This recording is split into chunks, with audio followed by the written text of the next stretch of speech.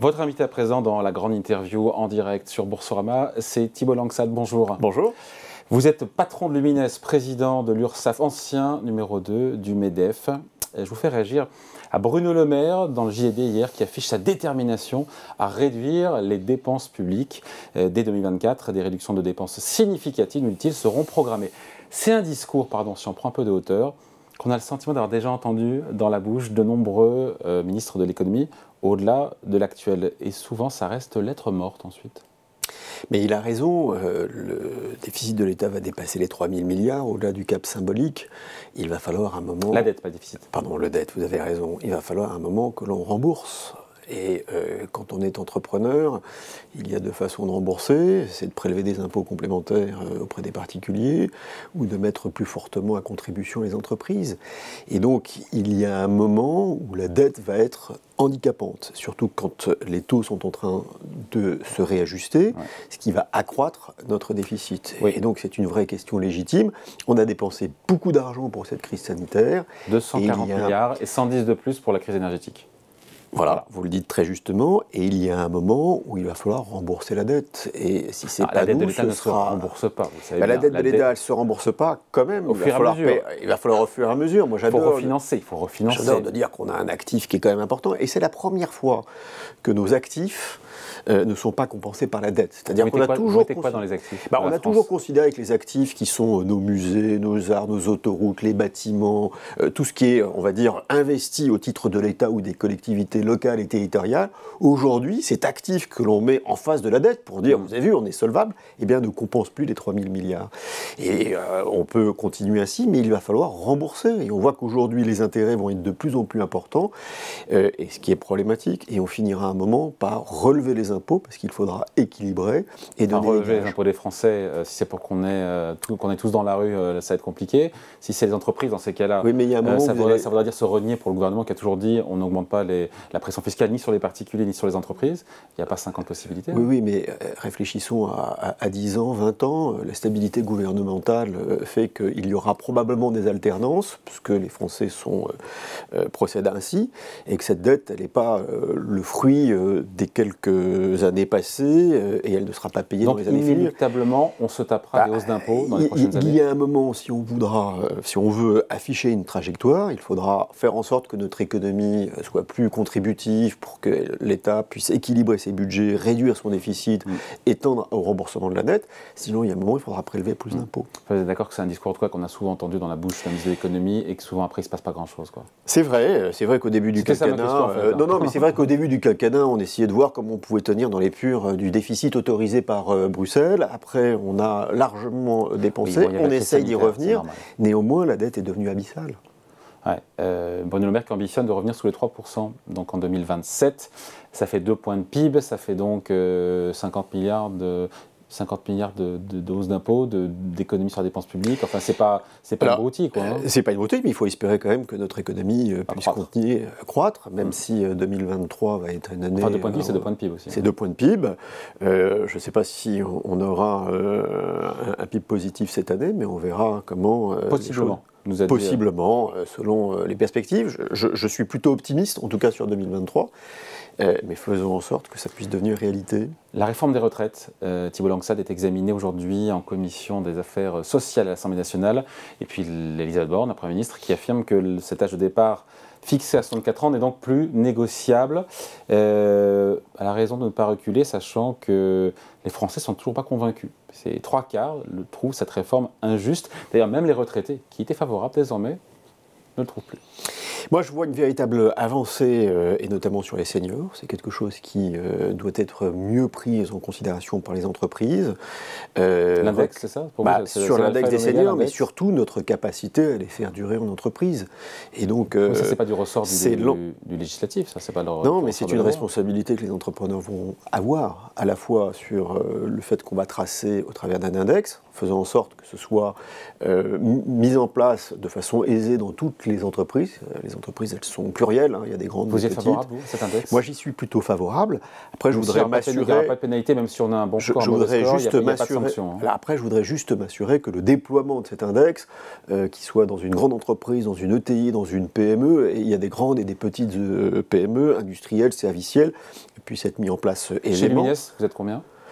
En France, on est un peu plus de 600. Ouais. Donc on va le mesurer, mais on n'est pas une grande entreprise, il faudra probablement qu'on ait une trajectoire différente, il va falloir qu'on se donne les moyens de pouvoir monter en puissance, mais au-delà de ça, c'est un vrai sujet auquel je suis ravi qu'on puisse maintenant le traiter, c'est l'employabilité des seniors, avec une problématique de taille, hein, qui est, vous pouvez gérer le flux, parce que vous pouvez vous donner de la perspective sur de l'employabilité, de la formation tout au long de la vie professionnelle. Et donc ça, c'est quelque chose qu'il faut que l'on mette en place dans les entreprises. Puis vous avez le stock. Et donc c'est la rapidité de la mesure qui fait que votre stock, avec des salariés qui sont proches de la retraite, que vous allez faire durer un peu plus longtemps. Pourquoi est-ce que les boîtes ne gardent pas leurs seniors, Thibault Langsat? On se dit les choses cachent. Pourquoi ils ne les gardent pas? Parce que ça coûte trop cher? Je pense que c'est pas assez productif. Un senior, pardon, je mets les pieds dans le plat, mais... Non, je pense qu'il y a quelque chose qui n'a pas bien fonctionné, c'est l'employabilité tout au long de la vie. Je pense qu'on a eu un déficit sur la formation professionnelle. Vous vous formez au début de votre vie professionnelle, parce que c'est issu de votre parcours académique, et puis de s'assurer de l'employabilité par de la formation continue, quelque chose qu'on n'a pas su bien faire. Et donc on se retrouve avec des personnels qui sont difficilement employables. C'est la clé. Alors, je mets de côté l'usure au travail, la pénibilité, où là vous avez des personnels qui ont été exposés trop longtemps à des métiers dits pénibles, et qui ne sont plus en capacité de pouvoir poursuivre leurs tâches, et qui n'ont pas la capacité de pouvoir être réorientés professionnellement. Et donc là, il faut faire en sorte que l'usure au travail, ce soit quelque chose qui soit traité au milieu de carrière. Qui la mesure? Pour l'homme, c'est qu'elle est mal mesurée. Je me souviens de tout le débat que l'on avait au MEDEF, qui étaient les mesures de pénibilité avec des critères hallucinants, où globalement il y avait un monitoring permanent, vous n'aviez pas un exosquelette qui mesure chaque angle de votre muscle, c'était pas possible de pouvoir le faire. Mais maintenant, il va falloir que l'on s'occupe surtout de reconvertir les personnels en milieu de carrière. Il ne faut pas que quelqu'un qui fasse un métier pénible puisse arriver en fin de parcours. Il faut le réorienter. Et là, on a un déficit sur la formation professionnelle. Est-ce que l'équation se complique pour le gouvernement, avec une opinion, on le voit bien dans les sondages qui se crispent, un soutien chez les députés, même Renaissance, qui s'étiole, et un vote qui pourrait se jouer à une poignée de voix? Je pense qu'il ne faut pas que ça tarde. Il faut être rapide sur la mise en œuvre de mesures que propose le gouvernement. Malgré les mobilisations. Et puis on verra dans les prochains jours. Il est un peu tôt de voir comment tout ceci va évoluer. La mobilisation de demain est très importante. Les partenaires sociaux qui discutent depuis 3 mois du partage de la valeur, sujet qui est passé maintenant sous les radars parce qu'effectivement on ne parle plus que de la réforme des retraites, mais voilà, l'idée c'est de mieux associer les salariés au succès, à la performance de leur entreprise. Ça discute depuis le mois de novembre. Et pour en reparler avec, ça se finit là dans les prochains jours. Demain, a priori. C'est demain la dernière réunion. Sur un autre plateau, j'en parlais avec Laurent Berger, j'ai compris qu'en gros, il n'y aurait pas d'accord a priori entre patronat et syndicat. Qu'est-ce qui bloque? Vous avez des infos, vous, hein, en tant qu'ancien numéro 2 du MEDEF? Il n'est pas improbable qu'il y ait un résultat sur la négociation. Après, est-ce qu'il sera à la hauteur des enjeux? Ça, ce sera aux partenaires sociaux de l'apprécier, mais il n'est pas improbable qu'il puisse y avoir un accord. Je crois que la configuration actuelle fait que les syndicats sont très orientés sur des hausses de salaire, ont du mal à s'orienter sur des dispositifs de partage de la valeur avec davantage d'équité. Et je pense que pour les organisations patronales, c'est un sujet qui est compliqué à la base parce que c'est pas un sujet qui est aisé pour une organisation patronale. Quand vous êtes chef d'entreprise et que vous adhérez à une organisation, c'est pour réclamer une baisse de la pression fiscale, davantage de simplification, voire même des dispositifs d'aide. Quand il s'agit de discuter du partage de la valeur, on attend moins les organisations. C'est un peu du donnant-donnant. Néanmoins, la négociation a été ouverte. Il y a une volonté de la part du patronat d'essayer de trouver un accord. Que veut le patronat? Donc les syndicats veulent des hausses de salaire? Alors, les syndicats veulent des hausses de salaire. Les instruments d'intéressement et de participation, c'est compliqué pour les syndicats. C'est de l'argent qui n'est pas soumis à la contribution patronale et sociale. Donc, on considère que ça ne finance pas. Il y a un forfait social. Oui, c'est plus de l'impôt. mal fléchés. Et donc généralement ils sont peu enclins. Ceci étant, 80%, voire même 90% des accords d'intéressement ou de participation en formule dérogatoire sont signés dans les entreprises par tous les syndicats. Donc il y a un petit décalage entre le dogme et la réalité de ce qui se passe dans les entreprises, ce qui est plutôt bon, enfin ce qui est plutôt un bon signe. C'est ça que le contraire. Et ce que le patronat veut mettre sur la table, en tout cas, c'est qu'il n'y ait pas de contraintes et que ça puisse être à la main des chefs d'entreprise. Bon. C'est ce qu'il disait. Ce qui est le cas de la prime Macron. On voyait qu'il y a des effets de cannibalisation de la prime Macron, hein, parce que quand vous commencez 700 euros, j'ai eu 700 euros. Il a dit, 700 euros, oui. Bruno Le Maire l'a dit, à 3,5 millions de salariés. Oui, mais c'est très illégal. Je veux dire, c'est que vous prenez ce qui a été attribué, vous le divisez par le nombre de salariés, ça vous donne une moyenne de 700 euros. Après, que vous soyez une PME, une ETI, une TPE, c'est évidemment pas les mêmes montants. Et puis surtout, la difficulté de cette prime, même si elle est utile en déblocage d'urgence, elle est à la main de l'employeur sans aucun critère. Ce qui n'est pas le cas de l'intéressement et de la participation. Donc on peut dire qu'en tout cas en France, il y a un problème de partage de la valeur, oui ou non? Est-ce que des gens peuvent tous s'accorder sur un diagnostic? Parce qu'il y a ces chiffres de l'INSEE qui sont hyper intéressants, où on voit que la part des rémunérations dans la richesse nationale, globalement, donc rapportée au PIB, est stable depuis la fin des années 80. Oui. Donc on dit qu'il n'y a pas eu de décrochage, de déformation, comme on a pu le voir aux États-Unis ou en Allemagne, du partage de la valeur. J'en tire aucune conclusion, quand on voit le graphe, en tout cas, Oui, mais il faut regarder par rapport aux rémunérations des entreprises et à la rémunération des actionnaires. Et moi, ce que je dis, c'est qu'il n'y ait pas une parité totale, hein, je dis juste, c'est que probablement... Les actionnaires sont plus enrichis que les salariés. Et puis, quand vous avez des performances très grandes, et c'est tout à la... c'est une bonne chose que les entreprises puissent avoir des performances économiques remarquables, ce qui est le cas aujourd'hui. Il faut s'assurer qu'en termes de redistribution, les salariés soient légèrement mieux Si les actionnaires sont plus enrichis que les salariés, c'est du fait du dividende ou c'est du fait aussi de la hausse des cours boursiers, dû notamment aux politiques monétaires des banques centrales très très stimulantes avec des taux d'intérêt très très bas, qui a fait monter les cours boursiers?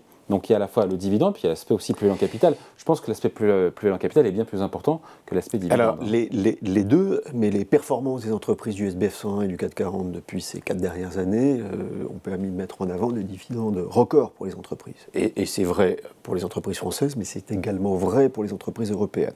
Et donc faire en sorte qu'il y ait davantage d'associations à la performance de l'entreprise, c'est ce que je propose au travers du dividende salarié. Exactement. C'est comme ça qu'on vous appelle à chaque fois le théoricien du dividende salarié. Il se trouve que le président Macron a fait une promesse de campagne. C'est vous qui lui avez vendu ça?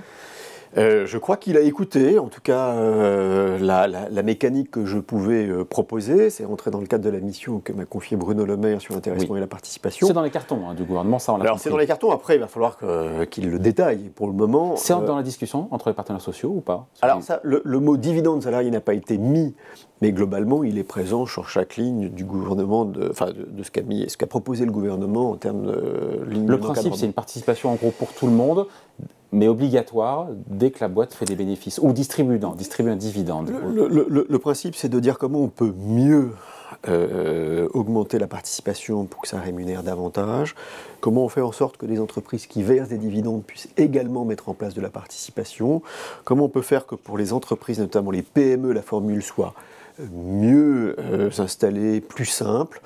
C'est ça l'idée du dividende salarié. Et il est vrai qu'il y a beaucoup d'entreprises qui ne versent pas de participation. Moins de 50 salariés. Il y a moins de 50, ou qui se sont organisées de telle façon pour ne pas verser de participation.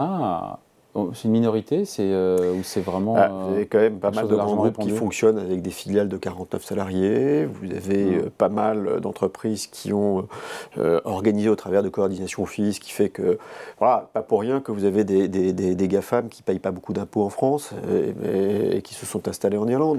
Donc l'idée, c'est une forme de super participation.